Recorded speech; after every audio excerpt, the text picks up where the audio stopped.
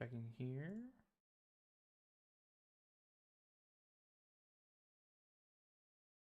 Doesn't show on my channel. Love to see it. Love to see it. Oh, there it is. Are you live? I am currently live. Yeah, I'm gonna tweet it out. What category are you under? Should just be Lorcana. Are you under? I don't see there. That's weird. I am currently live. Yeah, I'm gonna tweet it out. What category are you under? Also, why is it going in and out of showing you and not showing you? That's my big issue. Okay, now I see you. It's probably when you're clicking off of Discord. Yeah, that's probably what it is. I'm just gonna It's tweet probably it. minimizing Discord if you're doing that. Yeah, I'm gonna tweet it out very quickly and then just click on it. Professional streamer. I'm on what? You're on YouTube. You're not on Twitch. Yeah, I'm on YouTube. Oh, okay. Yeah, I'm gonna tweet it out very quickly and then just click on it. Professional streamer. Okay. I'm on what? Good there, and then good there. Yeah, I'm on YouTube. We good? I can see you. I see your chat. I got chat. Oh, I was not expecting to get chat. Okay. I'll just put chat on my phone, I guess. We good? I can see you. I see your chat. I got chat. Oh, I was not expecting to get chat. So I'm gonna post the URL on our Discord channel so that I can then share it on my phone. Hell yeah. I don't have Twitter off my phone because that's the rules. That is the rules. Very true. Okay, I'll mute this and then I will go in. Okay. Let me know when you tweeted it. I'll retweet it again. Actually, no, I already tweeted it. No, whatever.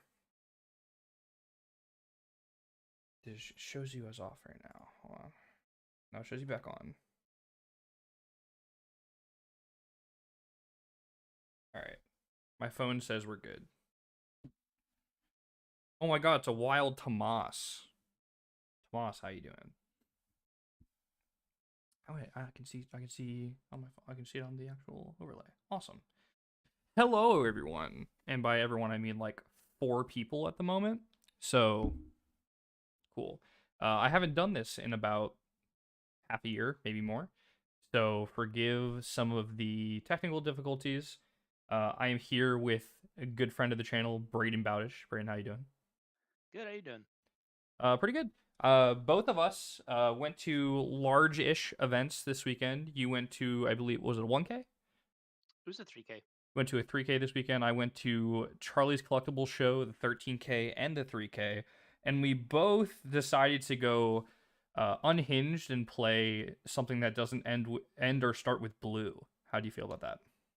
Well, I told you to play a deck that doesn't play blue, and you said no. So you played a worse deck that doesn't play blue. Very and true. I thought it would be hilarious if I also played that deck and then did better than you. And so I tried to do that, and I failed, which is mostly because I don't know how to read. That was a big part of it. I mean, like failed in what way? Like you got a better placement than me in your event. Did I? I got 13th. How did you do? Oh, never. Yeah, I got 14th. Oh God! I got 14th both days. Annihilated. So bad at the game, just awful at the game. Yeah, I'm pretty bad too. Yeah, I brought the wrong deck list because I built the deck at 3 a.m. while I was watching Invincible, which is also why I only brought 56 cards to the tournament. Thankfully, I learned my lesson from Miami, and I counted my cards before I played in the event, and I caught it, and they had 4 sudden chills on them, so I. But how did you count your cards? I went like 4, 4, 4, 4. Like I'll show you like how I would do it. This is how I do it at work. I go like 4. So I go like 4, 4, 4. So I didn't pile because I'm a good person. Didn't pile because you're a good person. True, so true. Yeah, we did have a good time watching Invincible, and I also was up that late watching Invincible with you. I did go to sleep around like 1:30, but I didn't go to CCS with less than 60 cards. So I don't know. Different. Built a little bit different. It was already packed up in my bag, so I don't know. But yeah, so we both played a similar list, which was born off of the European, I believe German team. I didn't know that. You didn't know that, but I took the base list from that list, which ended up being the German team's list, and from there, you and I tested it with Rat and some other people in loungers, and we decided to make a few changes. Rat told me that a an Ursula on 3 would be a pretty good pinch with Diablo. Essentially, just playing the Ursula on 3 and forcing them to decide whether or not they wanted to snipe the Ursula or snipe the Diablo. And if they sniped one, well, we had the other to get some value with. And when we added the Ursula in, we decided to look into other songs to make that Ursula a little bit better. We ended up on just adding in a few Mother Knows Best. At first, we were at 3, and then I decided that was a little bit bricky and went down to 2, but the list that you played was an older list and decided to play 3. How do you feel about the Ursula in the list and how that plays? I think it causes uh it makes deck building way harder. Um, which from a long term perspective is like challenging because how much time every week do you want to spend deck building? I imagine it's more powerful though, sort of like inking Mm-hmm. your inkable count, where like less inkables you play, the more powerful your deck usually gets, the less consistent it gets, or the harder it is to make it consistent.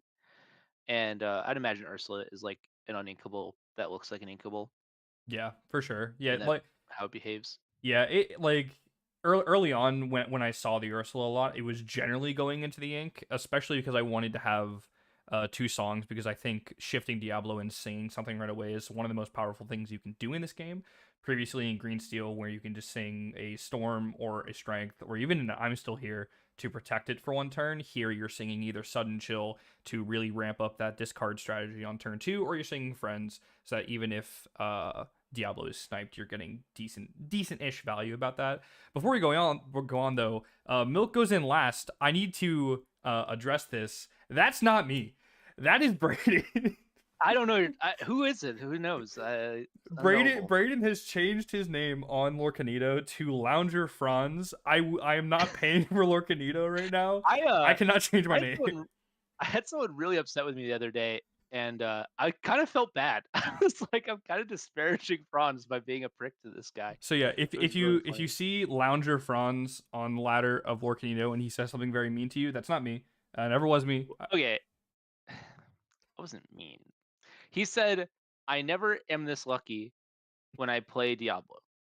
And Mm-hmm. what I said is, if you play enough games, the luck doesn't matter. And he said, "That's not how luck works." And I said, "That's literally how luck works." And then he said, "That's a weird way to humble brag." And I said, "Dude, you're the one who brought this up." And then he didn't respond after that. God, I Would you absolutely handle that situation that way? No. I probably wouldn't say those exact words, but my lord, do I love open chat feature on Lorcanito. That is my favorite thing in the world. It's Um, like, do you remember when I used to play Pixelborn Connect and we'd all hang in Discord and I would just like yeah. get into situations that were unbelievable? It's like Uh, that. Tomas, no, I will not specify which words I will not say because I'm currently live. Um, we'll talk next Based. time we're in a Discord call and I'm screaming loud things in Braden's ear telling him that he inked the wrong card 2 turns ago. You know, that happens. You know what's funny is I play my worst Lorcana while you and the rat are screaming in my ear, and yet I play so much like that. I mean, like that might tell you something. Maybe we should get like custom. You know those like the plushes that sit on your shoulder that everyone has in Disney. There's like Yeah. a hey. We should get one for me and Rat. Just put it on both of your shoulders. There's already so much custom merch for bullying me. There's an entire line of shirts an LGS has near me, which are like the Steven Crowder, your deck, it's Steven Crowder meme, like prove me wrong. It's my face on Steven Crowder's body. It says your deck is bad, prove me wrong. So true. Like they sell that. Speaking of bad decks, this deck right here. How do we feel this deck was going into the meta last weekend versus this coming weekend? Um, I think it's way better. I think uh basically what the deck was doing is two things. Uh, no one's prepared for it, so no one's playing Fire the Cannons or any card like that. Mm-hmm. Smash would even count, or Baboom. Any action that Yeah. does damage. Twin Fire. Yes, I've seen a lot of Twin Fire too. I don't working it this week. And then the other thing is that people had figured out Blue Red was good, but not that it was like as Busted. good, if not better, than Blue Steel. Yeah. And so the Purple Green deck got to live in this nice little space where the Blue Steel decks are the most popular deck, but they're not playing any of the removal that's good against them. And their worst matchup, which is Blue Red, is one of the most powerful decks in the game, but very few people are playing it because the Blue Steel deck is more popular. And that'll happen again, I'm pretty sure, because all of those things happened for good reasons, which was like Blue Steel was a popular deck, Red Blue beat it, people started playing Red Blue, people built Blue Steel decks that beat Red Blue, da, da, da, da, da, da. But we're just gonna have to wait. Yeah. I think another small phenomenon, um, along with that, the blue red blue steel and all that, was people commonly going towards lower to the ground, location aggressive decks, and this deck demolishes them. I have never felt a more free matchup than this deck into the amber steel location deck. I don't think I can possibly lose unless I draw 7, mulligan 7, and then draw like 4 Elsa, 3 Bruno. I actually lost against them on the draw in my tournament. I beat them 2-0, Yeah, but I was 2-1. But I lost against them and I was at 19, and I think I had just misevaluated like what the threats were in the matchup, yeah, and uh I just kind of lost to like Doc Captain, draw. yeah. I mean, like sometimes steel, like especially Kiwi, can just sometimes go stick a singer, stick a Pete, so we can't do anything like singing friends, Mother Knows Best or Bruno, and then all of a sudden they go like Stormy or Diablo, Doc into Alice something, and all of a sudden they're threatening like 10 more in the next 2 turns. So like there are times where that deck can burst us down pretty heavily, but specifically the location based decks, if they're ever spending a turn to play a location that isn't like turn 1 and we immediately answer it, and we can almost always immediately answer any location, sometimes 2 at any time because of Fox, Crab, Elsa, um, and what I'm calling Hookbird. Um, it's You are calling Hookbird. Okay. I'm gonna keep Yeah, you calling. came I'm up with gonna. that. Oh no, you came up with the concept. I came up with the name. I literally called it You said fly. Hookbird. You said flying hook. I'm saying Hookbird. Okay, Flying Hook. You're right. I probably said that. You probably said You're flying. right. Yeah, it's fine. Hookbird's better. Okay, I'll But concede. sure. Good game. But with all of those available to us at any time, and specifically the crab, the fox, and the Elsa just being able to come in from hand from hidden information, playing a location against this deck at any point is extremely dangerous because you essentially for your turn you pass. You're doing almost nothing. So being able to leverage those, killing your opponent's locations while also discarding your opponent's hands, which are already going to be low anyway, just from their natural playstyle of playing like 2 or 3 cards in the first 2 or 3 turns. Were the match was very hard. Like I in day 2 on my match to get into top 16, I played against Talaman Purple on this deck, and it was I don't want to say it wasn't close out of respect for Talaman Purple, but we played the game, and I don't think there was much that he could do into the that deck that would have saved that 2-0. And the next day, when one of his teammates was playing in top 8 of the 3K, we played about 4 or 5 more games, and it was the exact same result. There was a point where I was on the draw. He opened double storm, double strength, and I didn't see. It was like I either didn't see a 1-drop, or he just like killed my thing for the first 3 turns. I wasn't able to do anything until turn 4, where I played 1-drop Fox, killed a 1-drop, and then the next turn I had to play 1-drop Fox again to kill another 1-drop. But that time I was able to stick a Diablo. The next turn I was able to shift Diablo, and I was still able to lock him at 19. The matchup's very free, and I think it's pretty similar across most aggro matchups. Chernadog can probably get us a little bit, and the burn amethyst Oh, steel deck can I get don't us a think the little bit. Chernobog deck can get us. I played against it twice over the weekend, Hmm. and it did not feel close. Did you ever get to Mother Knows Best to Chernobog? I Brunoed one maybe like 6 times. Like Insane.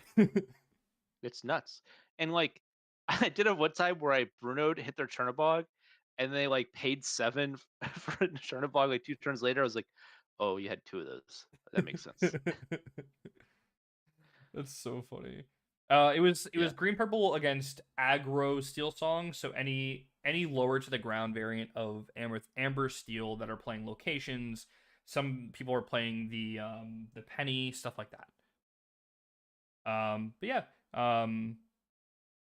What and just so we clarify, what is our worst matchup? It's blue red. Yeah, it's it's This is not even close. it's pretty Like rough out here. I guess what I'd say is like I think the deck rocks. I wouldn't recommend picking it up if you have a lot of blue red in your meta. I know a lot of stores don't though. Like my store doesn't really have a blue red player. There's like no Yeah, one blue red player. So and yeah. I don't really have to worry about that. The week before, I actually played the original version that I had with Ursula's, which didn't include library, against good friend Alec, and I think I got swept like 6 or 7-0. And after that testing, I was like, okay, I'm dropping the deck. I'm not playing it for CCS. But then over the next day, I was like, okay, what happens if we just like include 3 or 4 library, and the matchup like significantly, but not significantly enough to make it a positive matchup changed. And I think that did show up in my games in CCS. I think over the course of both days, I played against Red Blue 4 or 5 times, and I lost two of them, and both of those losses, one of them, which was to the eventual winner of the first of the day of the main event, Hector. I could have pushed it to a game 3, but I forgot a Prince John trigger, which would have gotten me into a hypnotize, which would have gotten me two more cards, and then I would have been able to put lethal on board with him at 0 cards. And then the second one, also to a lounger who made top 8. There, I at one point I think I had like 16 or 17 cards in hand, and I somehow lost that game. I wish it was recorded so I can go back and analyze it, because there's no shot I didn't have some line to win that game. I think I was a little bit too passive with trying to get his Sisus off the board, but I held 2 libraries in hand and played them at one point, and he was just a little bit too close where he could just drop a Tamatoa to get back dime, and then another Tamatoa the next turn to get a lethal push. Um, so it was very close, and that was game 3 of that match. So both of those were very close. If either of those matches turn around, there's a chance that I get into top 8, depending on the rest of my matches for there. But the matchup feels really tough when they just go like popsicle, sapphire coil, small sisu, because we don't have really clean outs to that small sisu, and then they just threaten big sisu on 6 ink. We don't have a Benja. That's like the real problem. We just don't have a Benja. Yeah. I just want to say one thing about the red blue matchup. There's a version of red blue that plays 4 Sisu, no B prep. I think we're basically like 0% against that version. Maybe not 0%, but like 20% or 30%. Like we just don't have an axis to really fight them on. We're really just like hoping that like the mother knows best and Bruno's can get there, and they really can't. But you can resource them sometimes, but because they have so many uninkables. Yeah. But the version that is like more on Maui's and be prepared, like if they're on 4 be prepared, 1 Sisu, and 4 Maui and 4 Mansion, I actually feel like fine into that. I think we're like 50-50. Yeah. And I would not I don't know how your event went, but I would, if you told me you 2-0'd DKP uh in terms of matches and then 0-2'd against Sisu on ice, that would like align with my uh reality, I guess. Yeah, so the red blues I played, I think most of them skewed towards more CCs than more B preps, but I think most of them did play B preps. I think the ones where I felt more agency were the ones that were trying to fit Shark on board, and then I just Mother Knows Best or I Bruned it, and they essentially You, gave me a free turn. so like conceptually, the B prep is bad against you because you have so much card advantage that actually like you're not really like getting punished by it. And the problem with Sisu is that it lets them clock you, and you don't Yep. have efficient answers to like a Sisu and a dime. So like I lost my win and in for top eight. Basically, my opponent ripped uh like a Tamatoa, got back a dime. I made them discarded. Then went like Sisu, Sisu, Sisu, and that killed me. And like like Yeah, in that yeah, situation, they didn't even have card advantage. They just kind of like, you know, Sisu into visions, into pop, into visions, into Sisu. Like that's sort of like yeah. just nut. That And was similar to my say lose. second red blue loss, but in that where I was holding the three libraries, I was trying to answer every Sisu, so that didn't happen. So I was at like 8 ink, and I would try to do Elsa, Fox the Elsa, kill the Sisu before it can quest, but it just took too long, and I wasn't doing anything else on board, so I was just kind of like passing and letting them draw more cards, And draw towards their like advantage engines. and if they like, let's say they earn three Sisu and two B prep, right? And you kill the first Sisu, and then you have like leave an Elsa in play or a crab or Cricky in play or something, Hmm. and then they B prep. The next turn, you can like drop down both libraries and a little Ursula, and then you can or a Diablo, and you can start like working your way up from there. But when they're just going Sisu, Sisu, Sisu, they're like keeping the material on the board that's going to be able to kill your libraries, like the Scrooges or the Bells, and so that's like how you actually lose. Is like their board weights are asymmetrical, and you just have no way to really fight them on that axis. Sisu questing for three is like a huge deal. Yeah.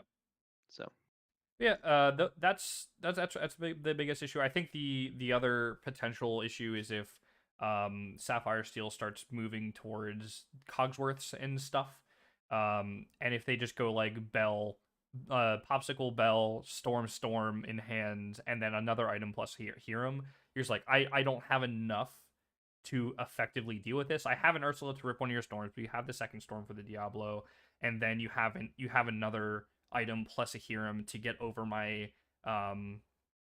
over my discard because we don't at least the list we played this week we didn't play Lucifer. I think Lucifer's gonna be pretty important going forward, especially against the blue decks where a single Hiram deals with two of our discard spells. So Lucifer being able to blank a Hiram I think is pretty important. Oop, you're muted.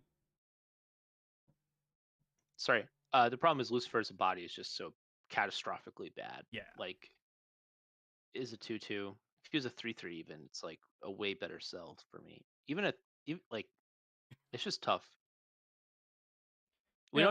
We don't have Snake either. So like even when we have 7/8, we can't like quest, bounce, play. You know what I mean? Like, we have to get to 8, which is like infinite.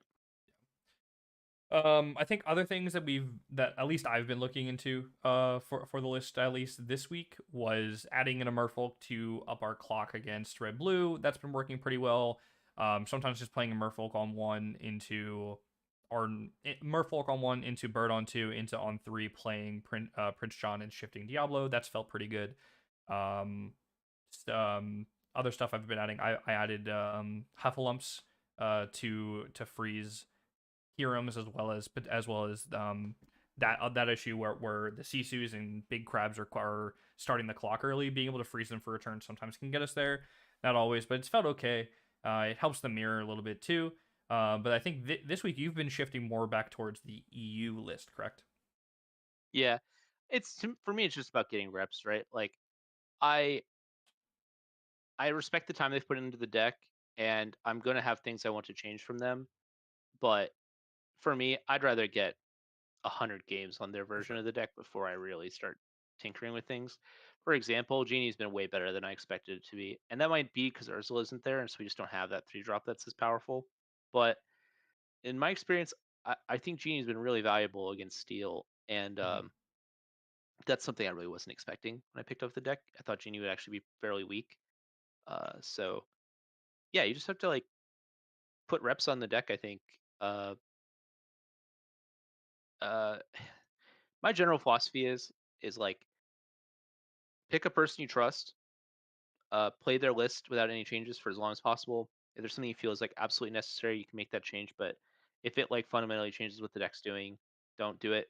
For example, I changed improvise to Hefflums and Woozles, and I have never once thought, I wish I had this, and I have a million times been happy that Heffalumps and Woozles is Heffalumps and Woozles. I've hit Hirams and Tamatoas and uh, I've any done like number of things. I've done like Smees and stuff in Yes, Steel as me well. against Kiwi. There's like a sometimes you shift Diablo and you don't really have a song to sing, and you're just like, I'm gonna hit the Smee. The Smee doesn't turn sideways.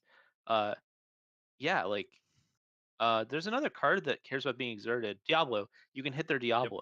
Um, and so if they can't challenge, then the Diablo doesn't get exerted. And in the mirror, it's actually a huge deal to like be able to just on two Heffalumps their Diablo or do something like that. So Yes, I think especially if they don't see the shift Diablo because like you're forcing weird trades and the mirror is so weird. It's like the Genie Wars last set, but like adding in three more evasives that can kill each other. Um, like imagine last set if purple just had a flying Captain Hook challenger, and that would like change the entire landscape of how like those curves would react to each other. And God, I've not enjoyed the mirror on Lord Canito at all. I think the mirror is just bad. I don't know if it's that bad. I played a lot of Bucky, and that mirror was really fun, and people hated that. So I'm a bit of a degenerate in that Mhm. case. I think my problem with the mirror right now is um, the density of evasives and the way Elsa lines up is really toxic. I think um, the Blurple matchups also like this, except they're always in the play. So like uh, your genies get beat up by their genies and Elsa's pretty often, Yeah, but you actually have the little Diablos. So you can kind of you have some game there. But I think the Amethyst in this format, the only reason to play Amethyst is to play evasive cards, and so uh, every Amethyst mirror is going to be a nightmare. yeah, I would be really, really, really, really surprised if that's not the case. Maybe red purple, but I don't think that deck is really. There's no coherent argument in my view for why you should play that deck over anything else. Where this deck, it had a weekend, I think, where it was possibly the best thing to be doing, and unfortunately we didn't get to show it, but other people did. yeah. So And I'm happy to be a part of that, especially over here in the states where green purple hasn't really had a ton of representation. Like I feel like we've played it a lot, but we haven't seen the heights that EU has had with that list. Appreciate the guys for even posting the list in general.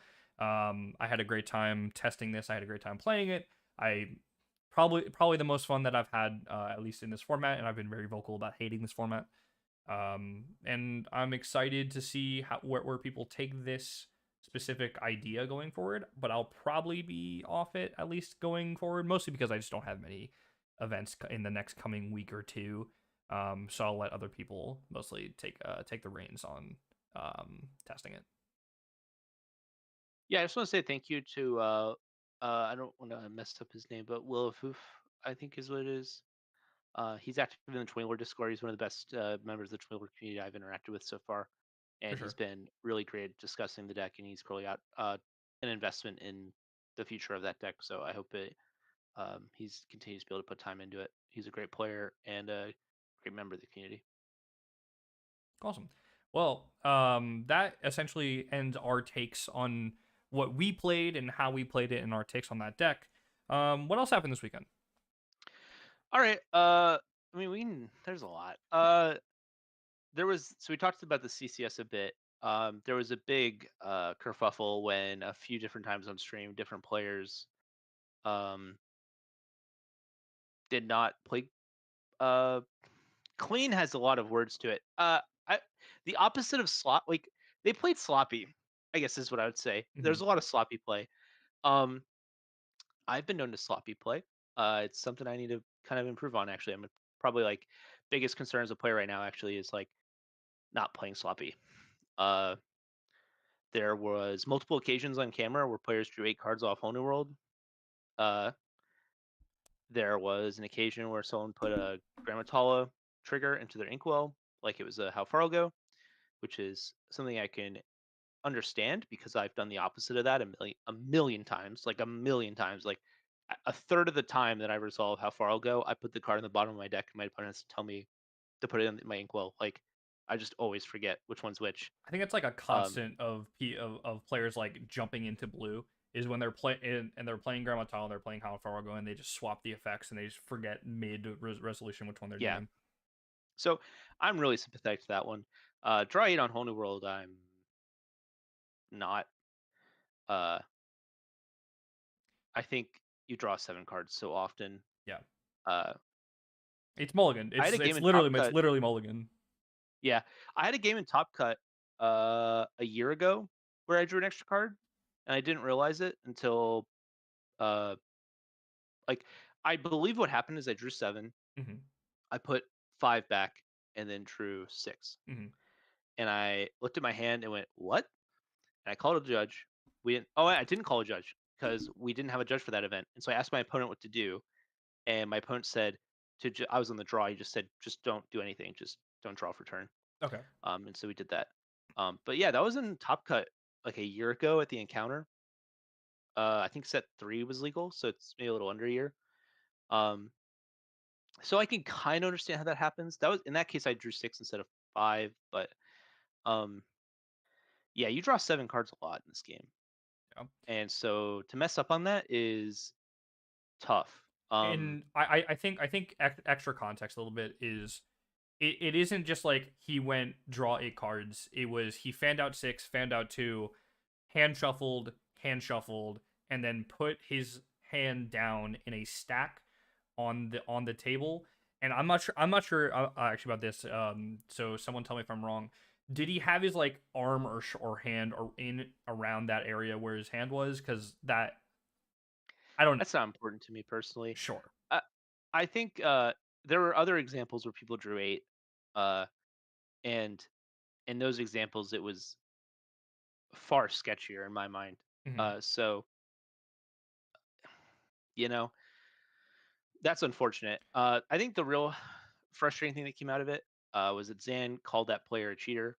Um, I don't I don't know if that player is a cheater. Yeah. I would having been in the Twitter spaces where he was active the day after.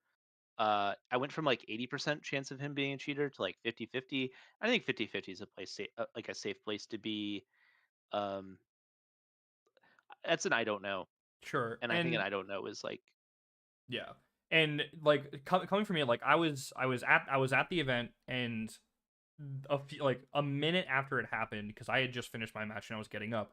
There was a full buzz around the room. It's like Zan caught someone cheating. Zan caught another player cheating. Someone's cheating, and I was like, oh man, like so game lost. That player's out. That player's walking out the door, right? And they're like, no, there's a judge call right now. And like I went over, and the judge call ended with a warning, and the game played on.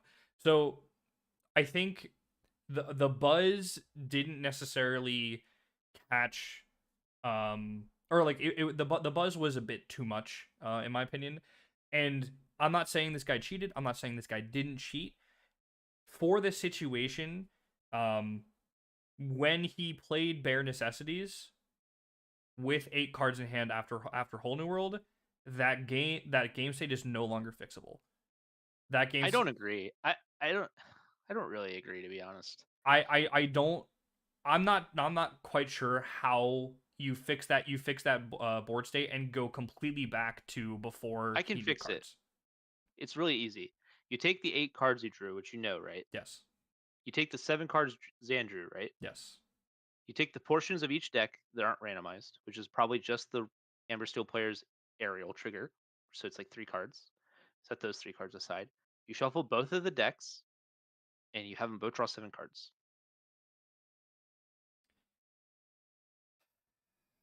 In Magic, that doesn't work Yeah. because Zan's revealing information when he doesn't do anything. But in Lorcana, that functions perfectly. When he played Bare Necessities, that was directly after it was still on his turn that he He summoned went Homeworld. 1 drop, bare necessities.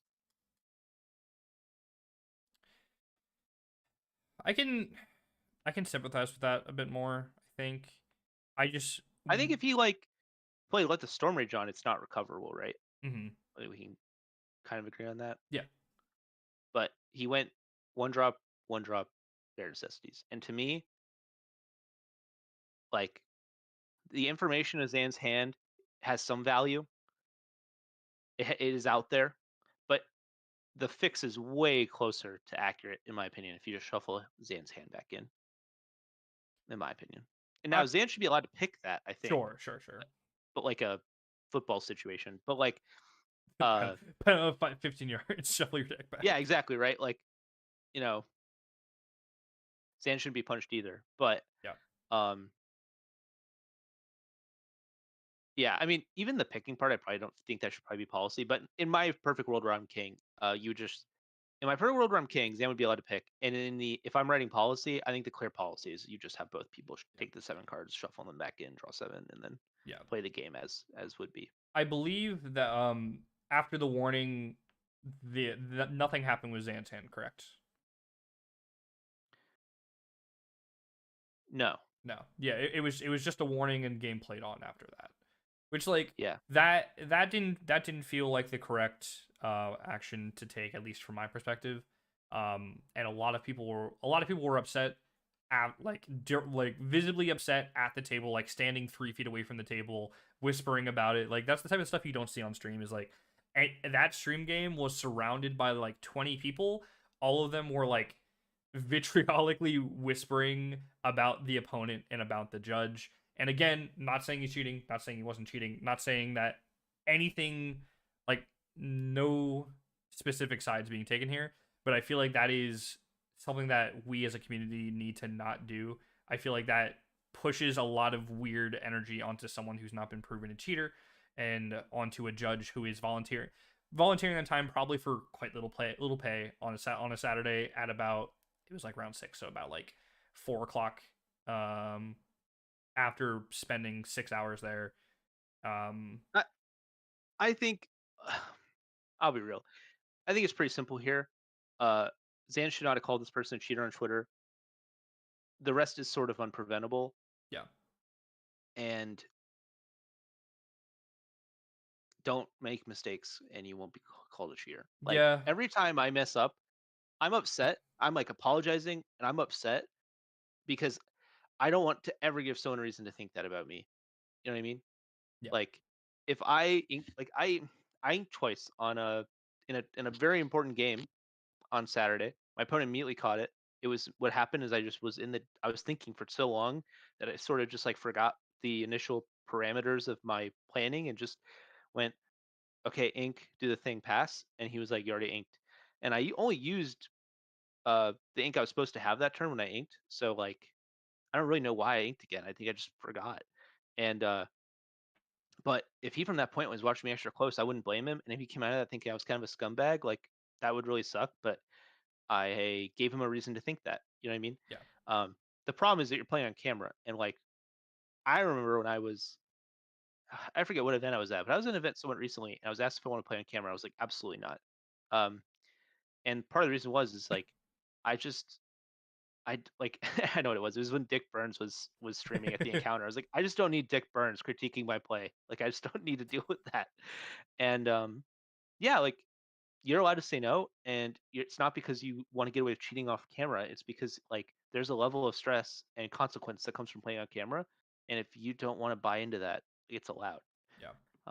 So All this comes down to is call judge, man. If you at any oh point, yeah, like they say this before every single event in the announcements, and they say it for a reason, because it's true, and everyone needs to hear it and fully understand it. If at any point your opponent is doing, saying, or like playing in a way that makes you feel uncomfortable in any way, don't table talk. Don't try to resolve it at the table. Call judge. Just call judge.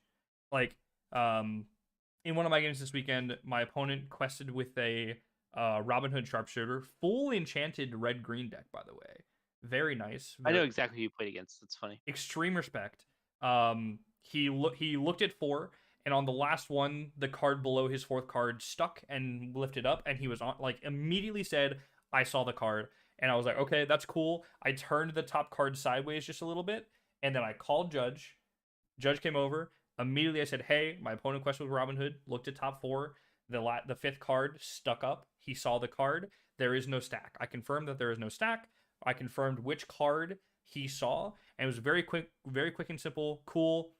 He looked at both of us, confirmed with both of us. We both said yes, this is correct. Shuffled the deck, gave him a warning for card information error, and then we went on our way. He was super apologetic. I was like, I completely understand. It's all cool. You were cool It about it. I was happens. cool about it, and that's all that needs to happen ever. And like 90% of judge calls, probably more than 90% of judge calls, will end exactly like that. If you call a judge, most of the time your opponent is not going to be like, "What the fuck, bro?" And if your opponent does go, "What the fuck, bro?" That's even more reason to call a judge. Yeah, of course. I had it come up this weekend in round one after I had 56 cards, after I had to get a time extension so I could resleeve my deck and buy 4 cards. My round one opponent, I do exactly what you're just describing. A card got stuck, their new sleeves. It just Yeah. happens. Uh, and I like didn't see it, but I should have been able to see it, if that makes sense. Mm-hmm. Like the And so there is not reasonable doubt that that card was I not. wouldn't have believed me Yeah, yeah, if, yeah. So like I told him that, and he was like, I was like, oh, dude, I didn't see that, but it's gonna need to get shuffled. And I called a judge over, and he's like, no, you're good. Just you're good.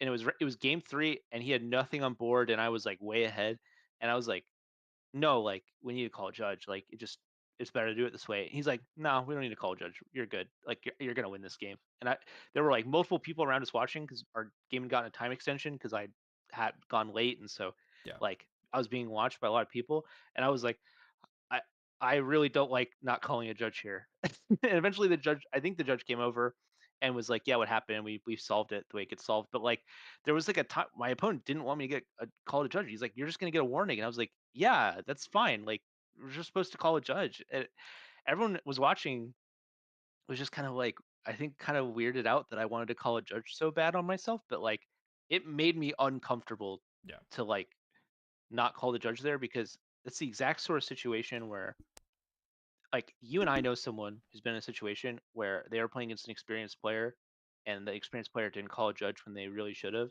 And like that person sucks. And I never want to be that person. And so like in those moments, I'm like, no, I want the judge here so that's on the record what happened. And I messed up and I want that I messed up on the record because that's better than us being someone saying, "Oh, Braden did this and that and this and yeah, that," and there's like no record of it. I'd rather just call the judge on myself and know exactly what happened. You know what I mean? yeah. So, Judges are your yeah, friends. yeah, Like judges are just the bookkeepers that keep everything as clean as possible. In a game like this with stakes that get as high as a game like this, with new players and people getting into TCGs for the very first time, like we've all seen it. We've all seen people not necessarily cheat, but they might be angle shooting. There's a cat. There might be fibbing about how interaction works, or they might like do something real fast. They might put a daisy trigger in their hand too fast. Who knows? Um, Call a judge all the time. Like you aren't. you It's not really gonna don't. backfire. It's not gonna backfire on you unless you've done something wrong, which you probably haven't. You don't want to be in a position where you wish you called a judge. I have another example. I play a ton of Warcon. I play a tournament basically every weekend, so I have all these stories. I hope it doesn't sound sketchy. I just play way too much. Um, I was at the CCS last year or last year, and I had a situation with my opponent where I caught them doing something multiple times that was against the rules, and I was winning. It was game three, and uh, I had heard that they had a reputation as a cheater, and I was beating them, and they were trying to cheat against me in my mind. And we were able to fix the problem by not calling a judge because I was catching them on it every single time they did it. Um, and I got like a self satisfaction at the end of that match when I knew that I had beat them despite them trying to get me like 4 times, you know? And now that felt really good in the moment. I'm not going to lie. That felt really good. But now every time I see that person do well in an event and I want to say, like, this person did this to me, I can't because there's no record of it. There's no judge I can talk to who uh, came to the table 3 times when I called a judge every single time. And there's no, uh, there's nothing I can do. Yeah. about it. And every time I see someone else, it happens to someone else, I can't really say like that's happened to me in like an official capacity beyond like this context where it's anonymous. And so that really sucks, and You it can't makes me you like can't really you upset. can't do what Justin did essentially this weekend. Which was Remember, so in top 32 of um Vegas after oh that yeah yeah, after Justin beat me, he played into, I believe, green yellow, and his opponent drew an extra card. Essentially almost exactly the same way you said, but in this case they either intentionally or unintentionally dropped a card onto their hand when they were shuffling. Justin called it out immediately. Judges came over, DQ'd immediately, DQ'd. And from what I remember, he was not at nationals, and he was at CCS this weekend. He made top 8, and Justin immediately called it out on Twitter and said this person who was playing this deck made top 8 at CCS, and this happened with me and this person at in top 32 of Vegas, and he was able to say that in an official manner because that was officially a DQ loss by a yeah judge. So I I forfeited that right when I didn't call a judge, and I value that much more highly now than I did 3 months ago. Um, and that's a lesson. And I am like a little embarrassed and ashamed that I let my desire to get someone who was trying to get me outwin um, what might have been better for everyone. The person has won like thousands of dollars in Orkana prizes since then, and so uh, it sucks. yeah. Yes, be our guest. I'm alive, and I'm talking about drama. Isn't that the best way to come back? Of Um, course, yeah. Outside of that, like we said, call judge. Always call judge. Uh, I don't know. I will say there are some people who say that have a debate as to when you're supposed to call a judge, and I think you're best served just calling a judge the moment you notice something's weird. Yeah, Uh, do not go fishing. You know, don't wait for your opponent to do something really bad, and then go, well, they did this and that and this and that, and then it makes them look bad, and then your judge is like, he said, she said. yeah, Uh, don't ask your opponent, hey, did you uh mean to draw 2 extra cards there? Um, although I think it feels good to do that, I actually don't think it's useful to do that until the judge is standing next to you. yeah, That's surprisingly controversial, I think, but that's where I land on that. yeah. I'm fully on. Like the second that you have a weird tinge, you see something strange. Like even sometimes if a card falls on the ground and your opponent leans down to pick it up, call a judge. Just call a Oh judge. yeah, Like that it's, I it's at so least simple. I yeah I at least call a judge, or at least tell my opponent, hey, there's a card on the ground. I'm gonna call a judge, and then you call the judge, right? Like Yeah. in those situations. Yeah. Like Um, you call it on yourself too. You do something like you drop a card. You accidentally see a oh, card. that's what I mean. Yeah, Call you have it. to. Yeah. Like in comments. Like call it on yourself. Call it. Just do it. Like it. Like I think for me, if I do something that would cause a game state to be irreparably damaged, I don't want that game to be fixed. I made that mistake. I have lost that game. Now that going to happen frequently? No. Has that happened to me ever? No. Um, I but have complicated feelings about that. go on. Yeah. I think part of respecting the rules is respecting the process that the rules uh, advise judges to follow, and also respecting judges to make exceptions when necessary. A head judge is basically allowed to do whatever they want. Mhm. Um, they can veer from policy when it feels necessary, and that's part of their job is to understand when that's necessary, no matter how rare it is.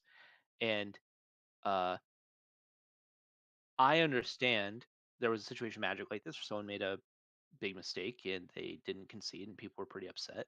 But I think you're always safest, and this is something that cheaters can use to protect themselves, but I just do believe this. You're always safest doing whatever the judge tells you to do, and if the judge tells you you got a warning, you got the warning, and you got to move on and play the game. Uh, yeah, Yeah, I, it's a tough one because like like so like say we're in the position of the person Zan played against, and say instead of bare necessities, it was Storm, and played that. Game state's wrecked. Judge call exact same. Judge says warning. Like me knowing that game state is messed up.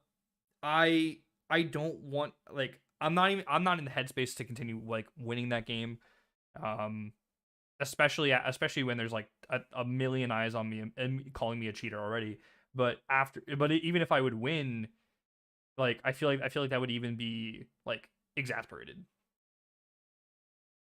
Yeah, I've been in a situation before where like I've messed something up and it's really bad, and I realize like, yeah, I can't fix this, like, and I concede. But those are exceptionally rare, and Yeah, yeah, it's usually like I call the judge over. I'm like, hey, I just did this. Can I have a warning and then just move to the next game? yeah. Honestly, Like, I don't. If you scoop to avoid a punishment, you're probably a cheater. But what I'm trying to do in that situation is just say, hey, like, for the sake of time, sure, sure. I destroyed this game. Can I just move on to the next one? They give you your warning, you move on. I think that's fine. But I And if I was in an I'm not advantageous saying, board state yeah, and I did something like that, I would probably just do whatever the judge told me to do, and yeah, I yeah, don't yeah.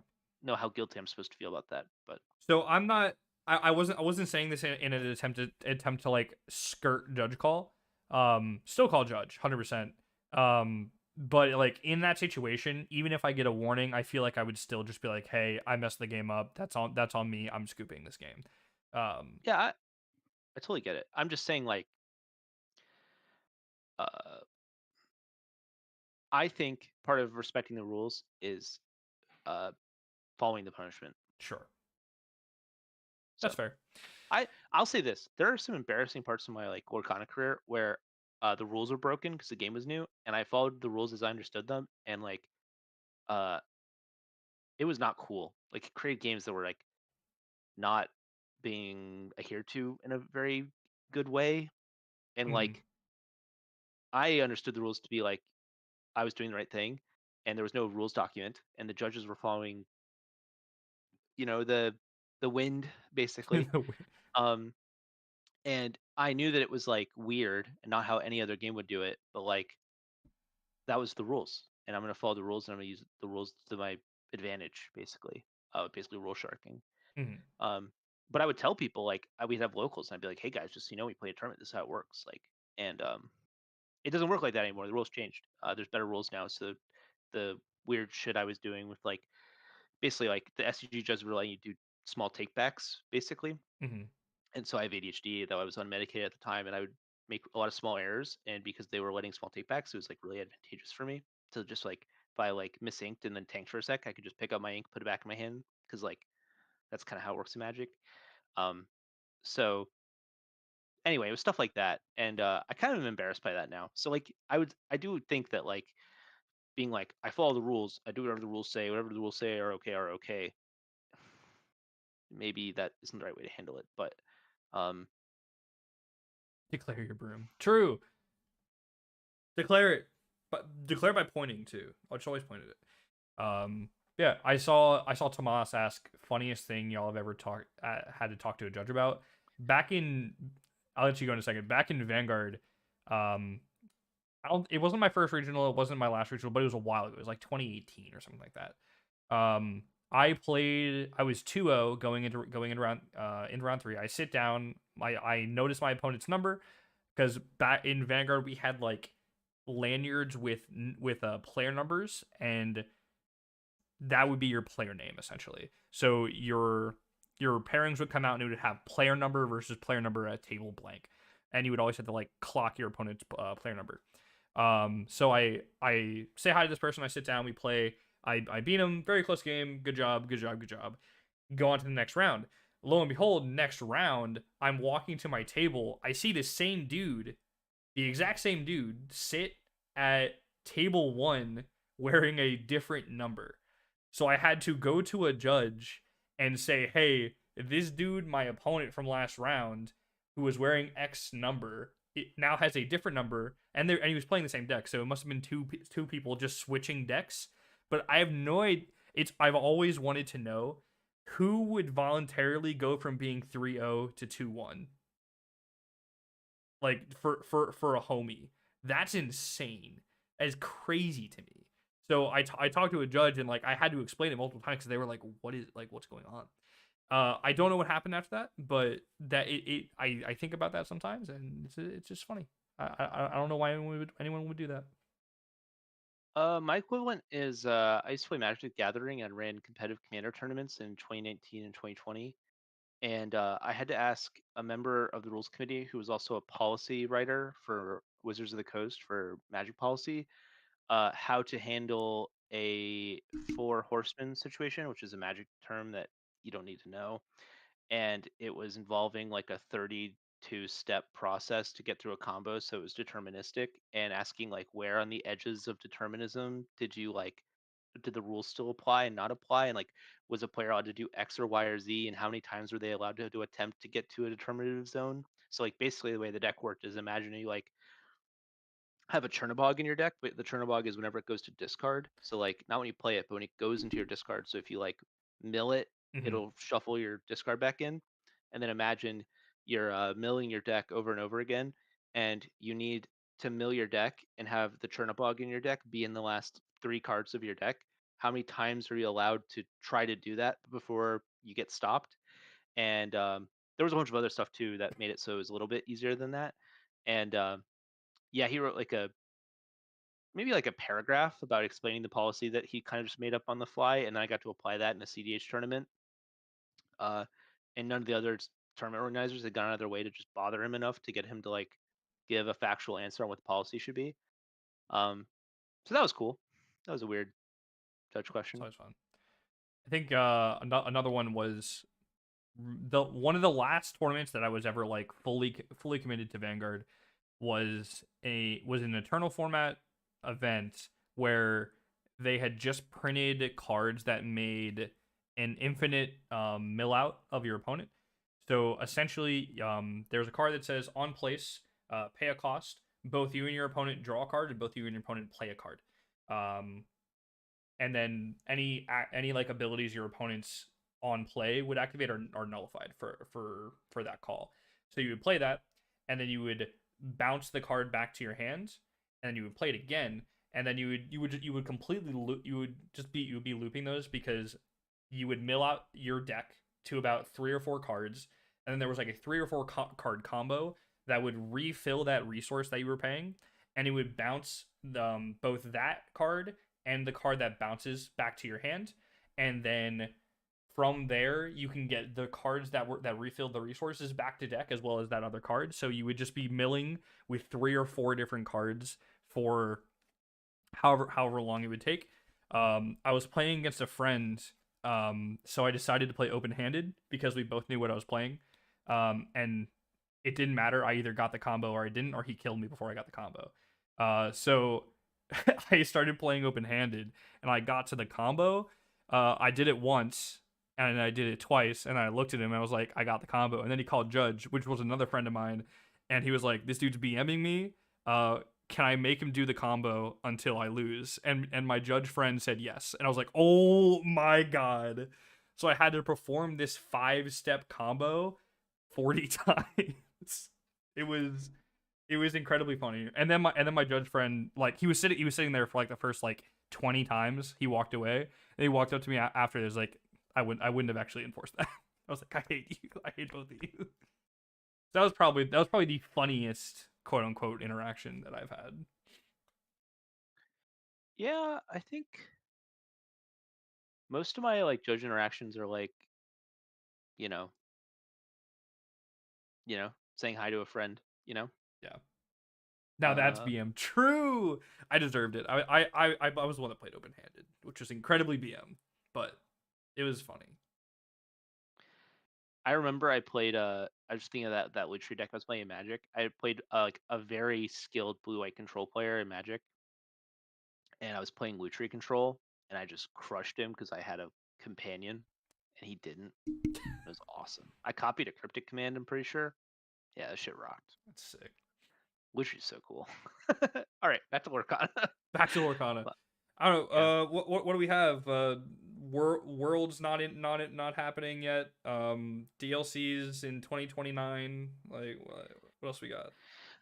Uh, I think the answer is CCS needs to change their tournament structure. It's like not acceptable at this point. Yeah, Uh, I came in what sixth, and I went. Okay, how about this? I went across two tournaments. I went X 3-1 and made $200. I think, which is insane. yeah. It Uh, it's rough. I think I've been to three of these. One of them I was X2 going into day two, and then I bubbled out. I was one of the X2s that were like bottom 30 of X2s, so there was no shot it was even making that. that happened to Um, me.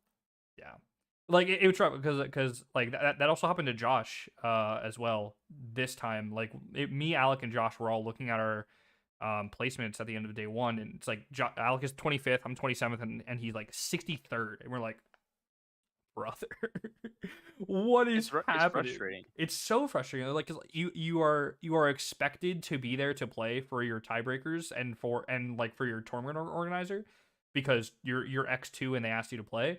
But then like there is no shot that you're making money. There's no shot that you're getting to top 8.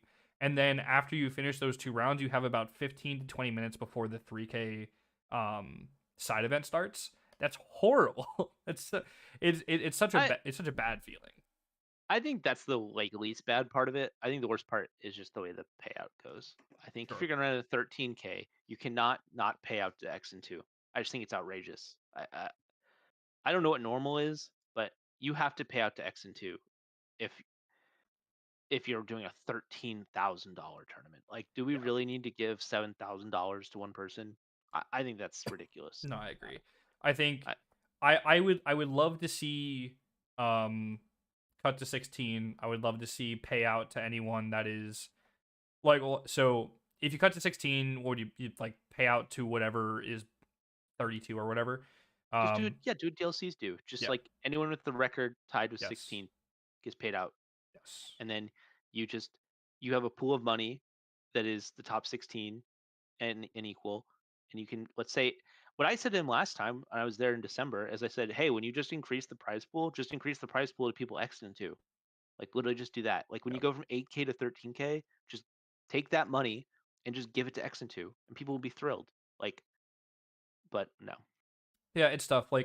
Um like no one's going to this tournament expecting to win, right? That's not how like people actually think about this. I think there's probably a pool of like maybe 10 people that are going there saying that I have a reasonable chance to be in top 4 or top 8. So why are we making the prize pool like we all think we can win, right? Um I don't know. It's rough. Like 13K always looks good on social media, but when The the what number's great. yo It's the the distribution. yes, like when there are X11s that are bubbling out of top 8 completely on their own fault, they definitely should not have drawn last round. And X2s going home with nothing is just crazy. Especially like for me, I live in North Carolina, so that drive is not as bad as other people's in like Northeast or even like some people in Florida. But like that drive is long enough, sorry, is short enough that I can't consider flying for not even for like super financial reasons, but like it's just not it's like not worth it. But it's long enough that on Sunday after the main event, it's gonna be super annoying to get back home for work in time because I got back on Sunday at 4 a.m. Like that's crazy. It's rough. And for that, so gas going up and back, food for 2 nights and a day essentially, and then hotel for 2 nights. I received $150 for going X2, and I was one of the lucky X2s that got like 14th. Like that's crazy. Like Yeah, when X and two and got no prizes, I wasn't pissed, but I was like, what am I doing here? Like, yeah, why am I here? Like, I should be happy at X and two in a what 250-person tournament I think last time. Yeah. I should be thrilled. I wasn't because the price structure was ridiculous. I told him that at the time, and he said he was going to listen. He didn't change it. I hope he changes it this time. But I'm not going until it's fixed. Like Yeah. The tweet that I had, they liked it, so they at least know that I'm upset about it, or at least somewhat upset about it, and whoever maybe commented or is also upset. But yeah. I guess one more thing about CCS is that place. It is a it's a viper pit, man. It is. There are some of the most skilled players on earth, and there are also some of the scummiest people. it it Like, it is one of the most unique tournament experiences that I've ever had. Um, Going from like playing some of the best players in the world to playing locals who are 5 minutes away and who have never touched the game, going to I have to watch this specific person every second of their turn at all times. It's just like it's whiplash back and forth, and it's crazy. yeah, I totally agree. You play against like a guy who like plays with Zan once a week, and they're good, but not like excellent. You play against someone who like the vibes are bad. Like I had someone in my last one. I tweeted about it, and it all blew up. But like he did not bring a lore, anything to keep track of his lore. He did not tap his ink, and when he TPO'd, I believe it entered ready because he wasn't exerting his ink. So like, and he's on blue steel. Like that's a. I'm sorry, that I'm assuming you're a cheater, and I'm going to spend twice as much energy watching you, and that's so unfair. It's not fair to me.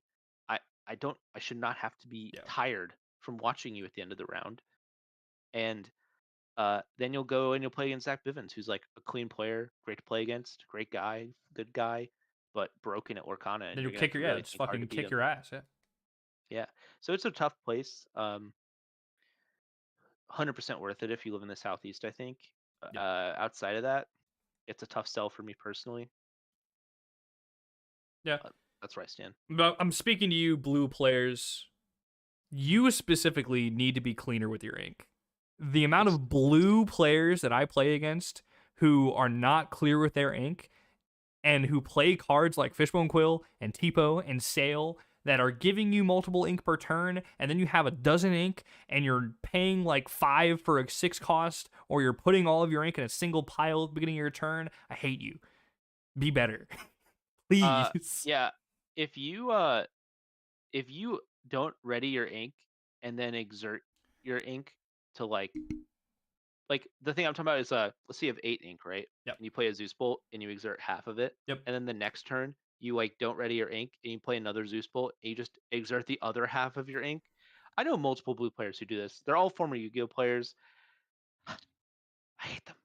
I hate them. Do better. Learn how to I hate use mana. Please use it. Learn how to use yeah, mana. just frustrating.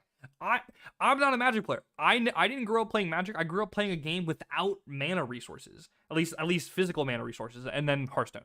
But I'm fine. I'm doing great. I'm doing perfectly fine. I would have never known. It's fun for me when I go like, yeah, I'm gonna put like little stacks of 3 or little stacks of 4 based off how much ink I have. It's you're capable of doing it. I believe in all of you. Look, I'm not the cleanest guy. I don't ink face up, and I need to. I need to, that. If you play against me and I don't ink face up, Huge give thing. me Yeah. unbelievable amounts of shit. I deserve it. I need to change. I'm the problem. Even at locals, I need to start doing it. Just so I have the practice. That there are people doing so much less than that. Yeah. Like, It gets they're not real even rough. like showing me their ink. And Yeah, some people try to tell me like if they have exactly 7 ink and they just play be prepared, it's fine not to exert that ink. No, you're wrong. Do it. yeah. And people, you know what? I want to shout out Mr. Chip here. People will tell you that it doesn't matter if you ready someone's ink, if you ready your ink when you pass turn. Here's what I'm gonna tell you: when you move Fasa into your Tamagogo and you flip over a Go-Go and your ink is all ready because you passed the turn, you're not activating that Go-Go. You're not getting that. I'm not letting you have that, and you're a piece of shit. Boom, uh, out of here. love it. Yeah, I said it.